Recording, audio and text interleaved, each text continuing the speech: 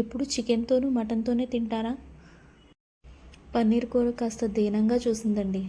అందుకే వెంటనే గారెలు చేసుకుందామని ఓవర్ నైట్ మొత్తాన్ని మినప్పప్పు నానబెట్టేసుకున్నాను. తర్వాత దాన్ని పొట్టు తీసి చిన్న అల్లం ముక్క, ఒక చుక్క నీరు కూడా పోయకుండా మెత్తగా రుబ్బేసుకొని, తర్వాత అదే పిండిలో ఉల్లిపాయలు, పచ్చిమిరపకాయలు, కరివేపాకు, కొత్తిమీర ఉంటే కొత్తిమీరను కూడా యాడ్ చేసుకొని మీ టేస్ట్కి సరిపడా సాల్ట్ను వేసుకొని బాగా కలిపేసుకోండి.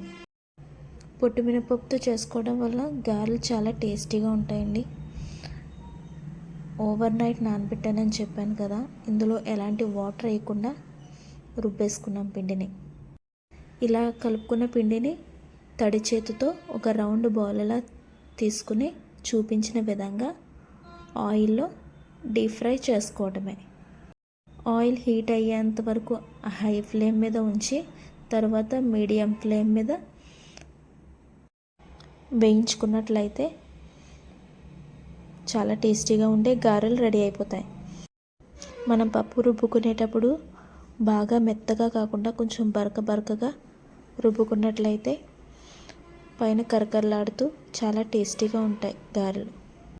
హ్యాండ్ని కనుక వాటర్లో డిప్ చేసి గారెలు వేయకపోతే గారెలు షేప్ అవుట్ అయిపోతాయి. ఇంకా పైన క్రంచీగా లేకుండా కొంచెం గట్టిగా వస్తాయి. అంతేనండి, ఇంకా వేడి వేడి గారెలు రెడీ.